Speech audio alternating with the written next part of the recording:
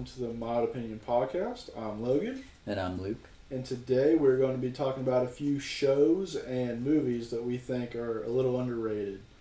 Yes. So would you like to start us off here with one of your picks? I will. I think, first off, I'll start off with a show that I think's underrated. And it's one that we've talked about before. And I don't know if it's underrated in the sense like, oh, you've never heard of this. Like, you don't, Mm-hmm. But I just think that, like, people talked about it, but I still just don't think it's been talked about enough. Sure. Which is Sandman on Netflix. Aha, yes. Just because it's so good. And, like, I've seen people talk about it, and I've seen people post clips about it on TikTok and stuff like that. But I just feel like I don't hear anybody really, like, talking about it. Yeah. And it's so good. It, like, the entire first season, I was like, wow, like, this is, like, awesome. Yeah. This is amazing. And then season 2, it's even, I mean, the same kind of themes, the same kind of stuff going into it. And I just, when season 2 came out, also, that's another reason why I feel like it's kind of underrated, is like season 1, there's a little bit of hype around it, people were talking about and stuff. Season 2 comes out, I didn't even know. I was just on Netflix one day and I just saw it and I was like, oh. Came out and flew completely under the radar, but yes, still one of the, like, most unique shows I've ever watched, even from, like, a standpoint of, like, all of the characters in it have such, like, odd motivations, and for it to being, like, a comic book thing, it's about as weird as it gets, but it also does it in a way where you understand it in the context of what's going on, but also in a way where it's, like, as it's introducing you to these new concepts and ideas of how the things work in this world of, like, the Sandman, it's, like, it's, like, makes you curious as to, like, what does that look like, because some of the villains in that show are just straight up concepts of something that are, like, turned into a person or, like, a being. So it's like, what would that concept have against the concept of dreams and stuff like that? And that's literally, like, the conflicts is, and they mix so much mythology and crazy characters and villains into that it's just it's really unique, and all of the characters are also very well written and are very interesting. I agree. And the other thing too about the Sandman that I like a lot is, like you were talking about, like, there's all these different, like, themes and ideas and concepts personified, and, it's kind of mystical, but also it's, like, about real life and, like, real people and all that as well. But with all of that, even though it is very unique, like you said, it doesn't lose anything in terms of, like, storyline and, like, plot points. Like, the storyline is still good. Like, it's easy to follow, and it's unique to watch, but it's also not, like, something where it's so crazy that it's, like, hard to wrap your head around. Like, it's an easy watch. They turn like very complex things into, like, easy things to wrap your head around. Yeah. So it's cool. But yeah, that's a good first pick. I'll bounce off with something that's, like, a completely different tone and genre, and I think that you've watched this. I think the show Community was extremely underrated, and I say that because I didn't watch it until the show was complete, and I was thinking to myself as I was watching it, you start watching it and it feels like a regular sitcom, and then it just gets more and more, like, ridiculous, that I was thinking to myself, how have I never heard more about this show other than that meme where, like, everything's on fire in the apartment while Roxanne by the Police is playing? And then I watched it and I was like, no way, this is that show. At the same time, I understand why it's not more popular, and that is that when it gets to its highest point, which to me was season 3, it has an extremely hard fall off past season 3. So I think if it kept that momentum going, it would have been a different story. Unfortunately, if you watch the show, they do try to keep it going the same way even after some of the main cast leaves. It just does not feel the same. Yeah. at all, which is disappointing. But I have to say, in terms of like comedy, sitcom energy in a show, seasons 1 through 3 of that show are incredible. Yeah, I agree, and I think honestly, it's gained more popularity here recently, just because I feel like I've seen more about it on like TikTok and like clips of it and this and that. Like people have been kind of talking about it again and stuff, which it was kind of popular, but still underrated. Like you can talk to a lot of people and they've never seen it. But yeah, like you said, it kind of started falling off when some of the main cast left and stuff like that. And there still is a pretty good fan base for the show, like in general, because like people are still every 6 months or so, I'll see people bring up the 6 seasons in a movie. Yeah, in a movie thing, and people ask about where the movie is and stuff. And that gets brought up every now and then. It's supposedly still in development. The last I heard is that there was just like a halt on it that I don't think was anything official. I think it was the writer is like at a writer's block with it. Yeah. Which, at this point it's been a while. And I would hope that if it ever does come to a movie that they do it right still to finish it up. Mm-hmm. Because I don't want it to be a thing where they just throw whoever they can get back into like a hour and a half crappy little story and just be like, okay, that's it. Yeah. Because that would be more disappointing to me than the fall off that the show had. Because I've watched it all the way through, and it has high moments after season 3, but it's never the same. Yeah. It's never the same. And that show, I've tried to explain how that show works to like people who haven't seen it. There's not an easy way to explain it other than you have to just watch it and see what people mean about how it just descends into chaos and has crazy highs, and it's all over the place with what it's going to do in like the best way. Yeah. Yeah. Yeah, I could agree. I think it's a pretty solid pick. I think even though it was, popular at one point and then it died down a little bit and then got popular here recently again because of like TikTok and all that. But I definitely think good underrated pick, especially for like sitcom kind of. Yeah. Yeah, that one just I can always rewatch. I don't think I'll ever rewatch past season 3 again. Yeah. I've been thinking about rewatching that recently though. Alrighty, and then now I think I will go to another one of my picks. I think I'll switch to a movie this time. Mm-hmm. A movie that I think is underrated, and that is the movie Better Luck Tomorrow. I don't know if you've ever watched that with me. I have not watched that before. Okay. Just the gist of it is it's about a group of high schoolers who, one of which is a like honor roll student. Like he's really into like school and all that. Just a real academically inclined kid. He's on like the academic teams, this, that, and the other. But he gets into some stuff with his friend and his cousin. That's like kind of like scammy kind of stuff, like whatever, just a little extra money here and there. It's not anything crazy, just like scams, this, that, and the other. And then they all get into like the drug business, yada yada yada, and then they start like more so like doing shady stuff, also partying more and stuff like that. So the main character, he loses some of like his like school aspirations and stuff like that. He kind of is at odds with himself because he's like, wow, like, I went from just doing school, doing my normal stuff, and now like I'm into all this like drug stuff. I'm partying all the time. I'm doing all this illegal stuff all the time. Yada yada yada. Eventually, by the end of the movie, they get in over their heads.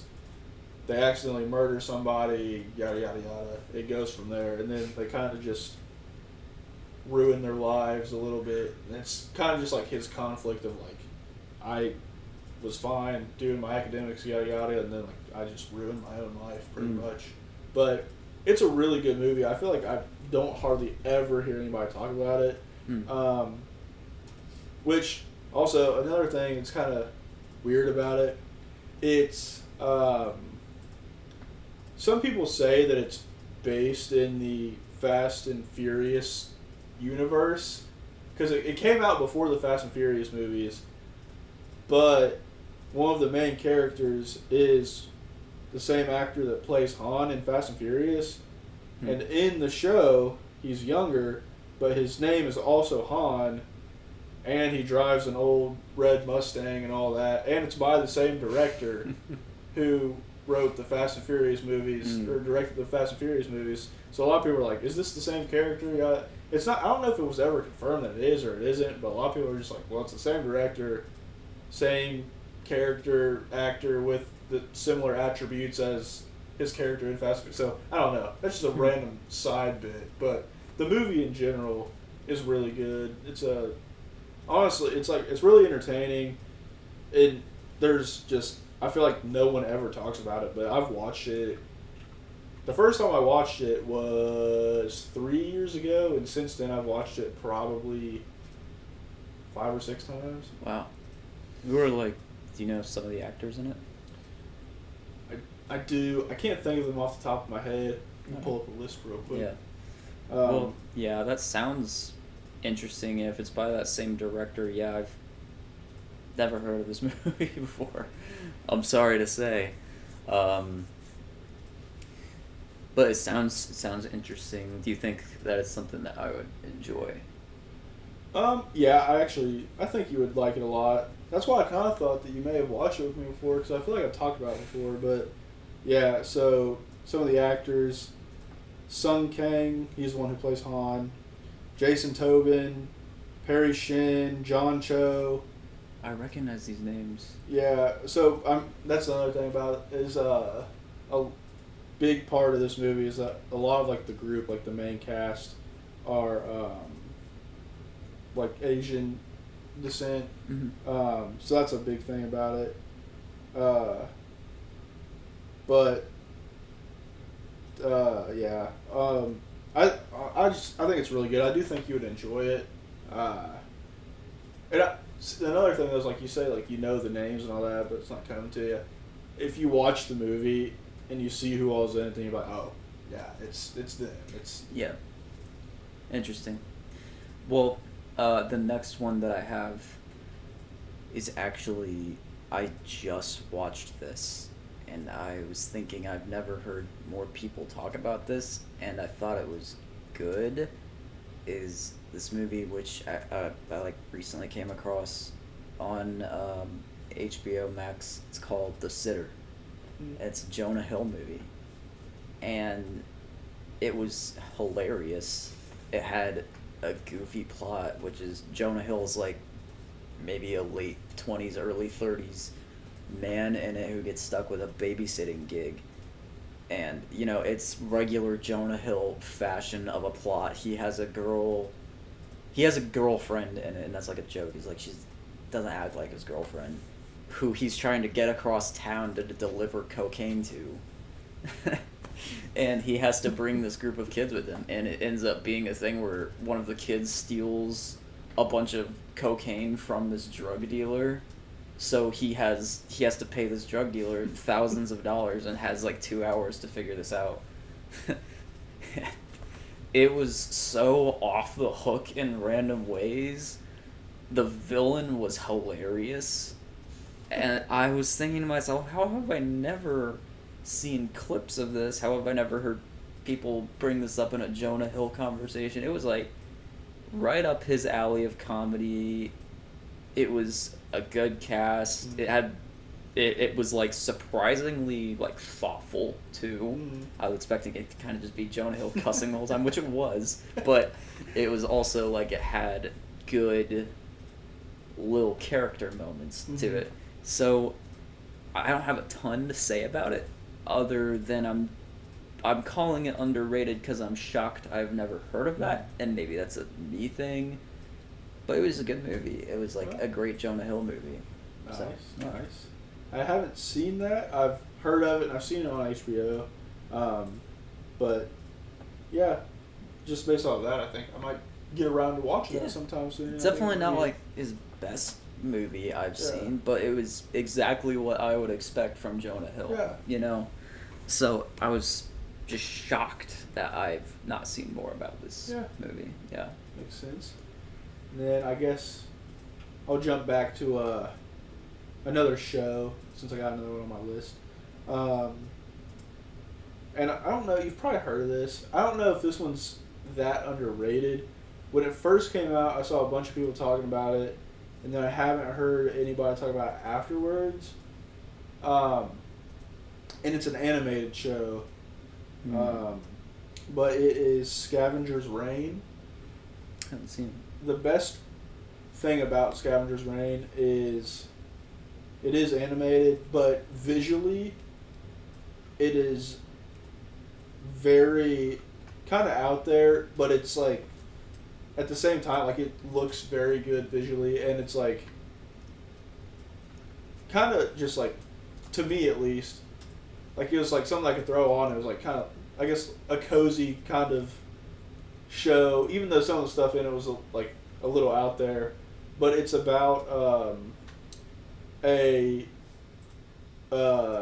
outer space like freighter that crashes on a random planet, and the whole crew gets separated. So everyone's trying to like find their way back to the main ship and like find each other as they navigate through this like strange place with these random creatures and all that, and basically just trying to survive and find their way back to safety and find each other. Sure. So I think that's part of what makes it so interesting, though, is like visually and all that, because it's outer space and then a mysterious planet. So there's a lot of random stuff and different colors and stuff that all works together really well in the animation. But yeah, I do highly recommend it. The story's, it's all right. Like I said, it's kind of out there, but just like visually and all that, it is a very kind of cozy show, even though there's some kind of weird parts in it. But I don't know. I like it a lot, and I feel like I haven't seen a lot of people talk about it as much as I feel like they should. Yeah, and this sounds... Is it like... So you said they land and are trying to find their way around and back to... They crash land. They crash land. Yeah. So it sounds kind of very sci-fi based. Oh, yeah. 100%. Do you know what time this was, when this came out?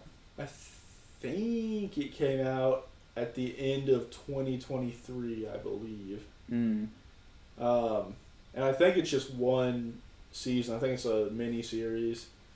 But, yeah, I mean, it's really good. And I feel like I said, like a lot of people talked about it when it first came out, and then after that, just like I haven't heard anything about it. People don't really talk about it. It's really sad. Yeah, that sounds interesting. I feel like I don't know for you how you would like it. I feel like that, because you talk about a lot of times like how you're just like, you'll throw something on the TV while you're like working or doing like editing and stuff like that. I feel like that would be one of the ones where you could throw that on while you're like editing and stuff and be like, you know, just have it on the background. Sure. Take a peek at what's going on. To be fair, that's much easier to do with stuff I've already seen before, but... Yeah. But, yeah, well, with that, there's... It's easy to follow, so, like... Okay. I feel like if you hear it talking about something interesting, you can just kind of peek up and see what's going on and be like, alright, cool. Interesting. I'll jump into one more movie here, and I've always felt this about this movie, because I don't know if I've imagined this. I think I've heard people say they dislike this movie. Is Meet the Robinsons, the time travel movie. I have no idea what it is about this movie. I think so many people might have seen it at one point, but it just gets swept under the rug. That movie is awesome, in my opinion, from beginning to end, in like the story is great to me in terms of like a time travel thing. It's very easy to follow. And also in terms of it being a time travel thing, it's all pretty well thought out while being it's a hilarious movie too. Like I don't know a whole lot I can say about it cuz every time I've watched this movie I think it's fantastic and I can't believe it's not more highly regarded Yeah. to groups of people who like that kind of movie. Yeah, I mean, I watched it when I was younger, and it was entertaining. I always liked it. If you don't like it as much as me, that's okay. But yeah. I mean, I always liked it. I feel like it's one of those things that where like movies like that get like swept under the rug for like the bigger franchises of like the different like Pixar movies and stuff like that, like the like younger audience. Yeah. Animated movies and stuff like that.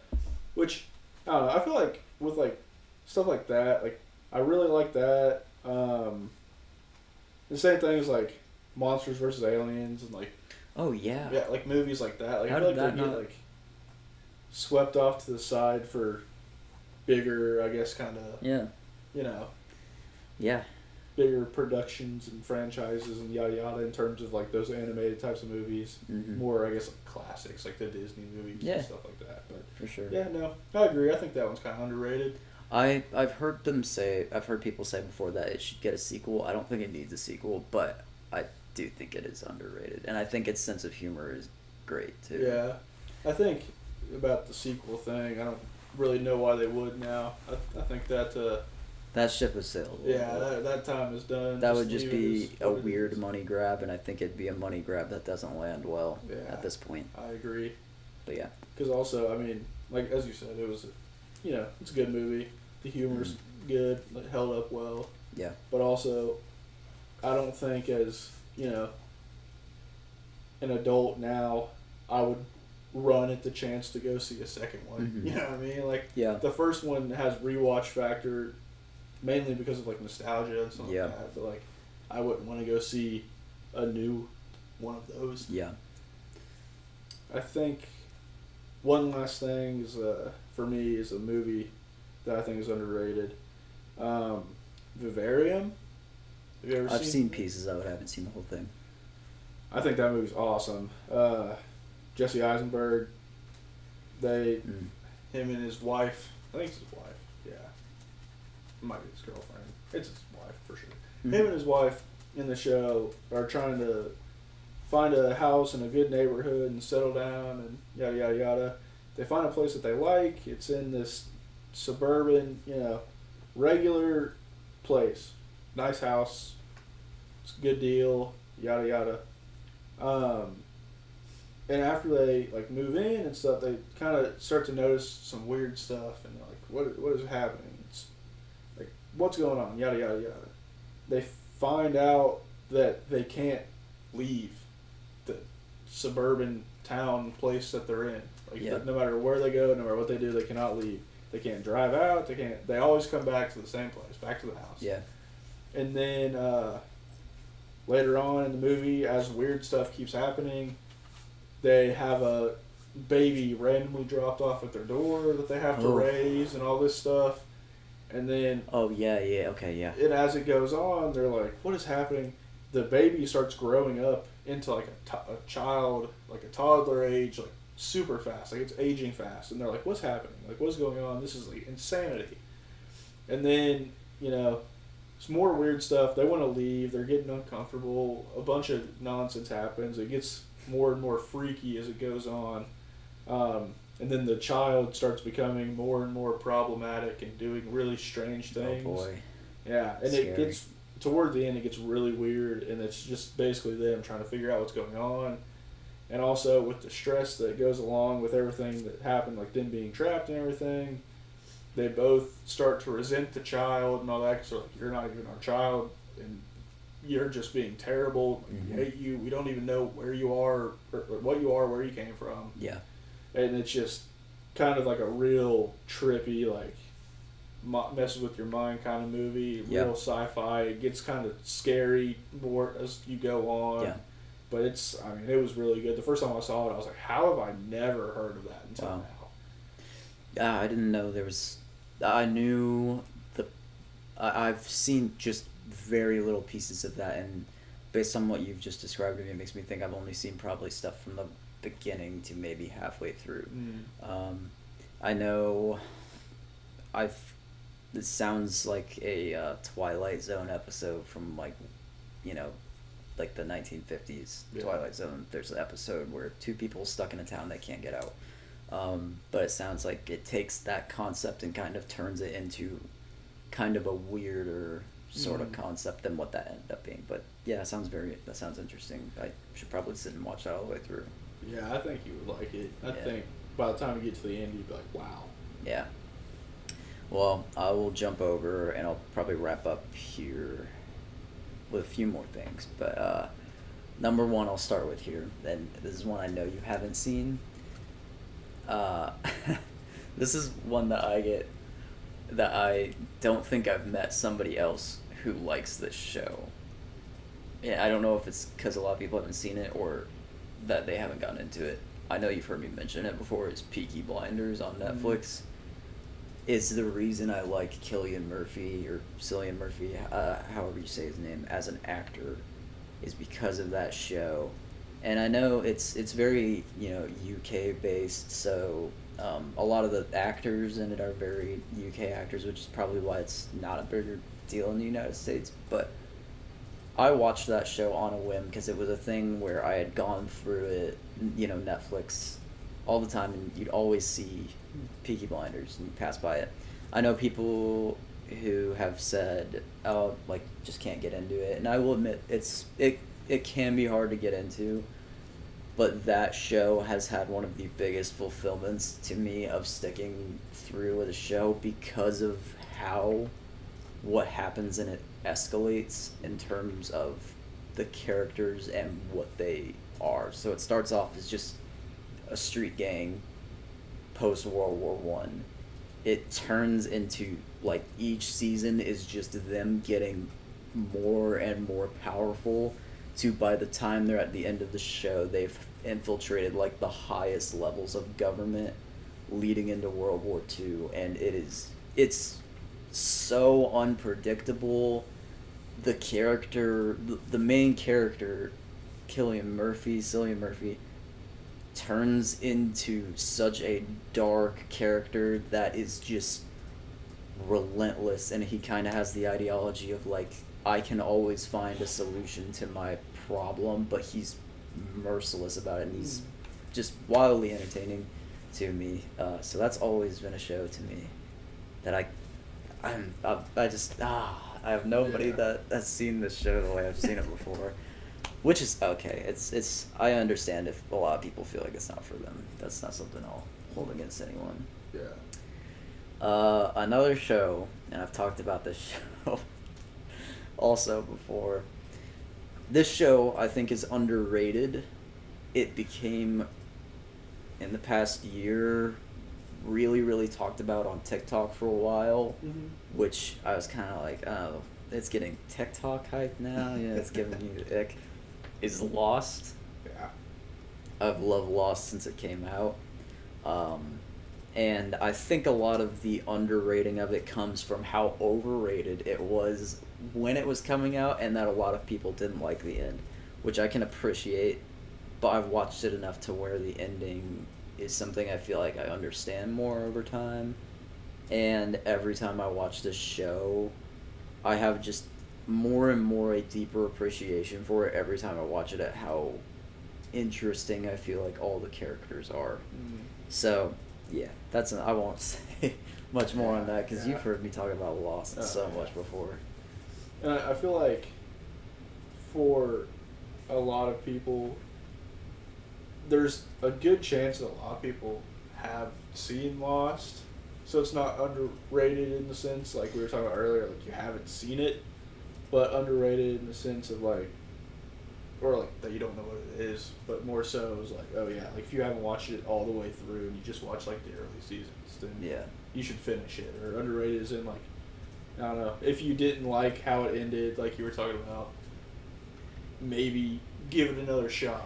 And I'm not saying the ending is perfect, because I think I get to the end and there's certain characters and certain plots that you can see they just abandoned that or changed that what they were originally going to do with it. I don't think that really diminishes it, because I still enjoy it to the end. Yeah. And I'm not saying there aren't low moments in the show, because there are some, but I think there are some extremely well done moments in that show that are just, like, even to this day, I'll just sit and be thinking about that show for however long, and I watch that show probably once every year or two. Yeah. So yeah, I'll finish with a movie that I think you will agree is underrated. Some people hate this movie, but in the past decade or so, it's like a decade old anyway. In the past like few years or so, it's gotten some appreciation that it deserves. Is The Amazing Spider-Man. Yeah. I really like The Amazing Spider-Man. The Amazing Spider-Man 2 has grown on me. It's still not my favorite, but I'm talking specifically the first one. Mm-hmm. I feel like it has a great... It is when they were trying to make every superhero movie dark and gritty, so it has that vibe to it, which nowadays feels a little played, but for that movie and what that movie is, I think it's a great kind of like crafty version of Spider-Man. I like the Spider-Man suit a lot in that movie, and yeah, I don't understand why that movie was met with so much backlash, apart from just like Sony being like, okay, 3-4 years after Toby, we're just gonna turn right around and make another one. Yeah. You know. And I understand that, just because, people were like, well, why? Like, why is there another new Sony Spider-Man? But at the same time, apart from that, like, in and of itself, because I don't know, I don't hate that either, because that's happened with Batman, and Yeah. it happens all the time, with especially before the start of like the cinematic universes and stuff. Like, who cares? That used to happen with movies all the time. Yeah. But yeah, I don't understand the Amazing Spider-Man hate either, because the villains are cool. Andrew Garfield plays a great Spider-Man. Yeah, there's nothing wrong with any of the characters in it or anything. And also, this might be a hot take, but out of every different iteration of Spider-Man in the movies, I think visually the best ones are the Amazing Spider-Man movies. Oh yeah, the swinging compared to Tobey and Tom Holland, in my opinion, is so like, I don't know how to describe it. It feels so much more acrobatic and just it's more creative and smooth looking than the others. Yeah, I agree. Which I know, don't get me wrong, like I love the Tobey Spider-Man movies, and like they're classics. And I know they were somewhat limited with the kind of technology, like what they had. But I think for like those movies, it kind of worked though, just because like those movies are nostalgic anyway, and then plus they have the like early 2000s nostalgic film look. So like that kind of works for them anyway. Yeah. And then as far as the Tom Holland MCU Spider-Man movies, they look fine. You know what I mean? They have all the technology you would want or need. They kind of, to be honest, they literally just look like MCU movies. Yeah. I think the tone and like the visuals of the Amazing Spider-Man movies, like the colors, the way like you talk about like the swinging and how it was all utilized in a different way, the way that they kind of paint the scenes in terms of like the cityscape and all that in the Amazing Spider-Man movies, I just think is the best. Like, it makes it look, especially with like the suit and stuff too, because the Amazing Spider-Man suit's awesome. Yeah. But like all that, like visually, is just like the best. Like, it looks better than the other two movies. Or the other two series, Spider-Man series. Yeah, and they poke fun at it in No Way Home later when Andrew shows back up that the villain's plan is to just turn everybody into a lizard. But I still think he's a good villain for that movie, and they do a good job of making his motives, like they do a good job of making him a sympathetic villain in that role, Yeah. and it doesn't feel stupid in that movie. Like Yeah. it feels like he is driven by this obsession to be like, this is my contribution to mankind, not just like, I'm gonna turn everybody into a lizard. Yeah. You know. So yeah, that. Also, in my opinion, Emma Stone as Gwen Stacy is the best Spider-Man love interest Yeah, I agree. out of all three franchises. I think they're.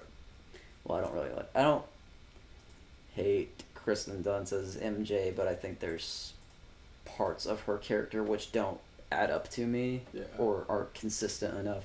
And I like Zendaya as MJ, but Emma Stone as Gwen was the very, best one. very good. That and one fit that world very well. Yeah, that's what I was gonna say. Is it fit that world very well, and also out of all of the love interests, Gwen and Peter Parker felt the most like, I guess, real, like the most sincere. Yeah. Like that love interest felt more sincere than like the Zendaya and Tom Holland. It made it, with how that ends, Yeah. so much more tragic too. Yeah, exactly. But yeah, I think overall, Andrew's Spider-Man is very underrated. And not to jump too far into it, because, we could talk about Spider-Man for hours. Yeah. The Amazing Spider-Man 2, I used to not be able to stand. I think it has aged well. Yeah. It has some parts that I don't love about it. Overall, it's what I need from a Spider-Man movie is in it. There's just parts of it where I think, it's okay. Yeah. I get you. Yeah, well, that's all I have for underrated stuff for today. Do you have anything more closing and underrated thoughts? I think I've gotten through everything I need to say. All right. Well, this has been the Mild Opinion Podcast. Thank you very much for listening, and we'll see you next time.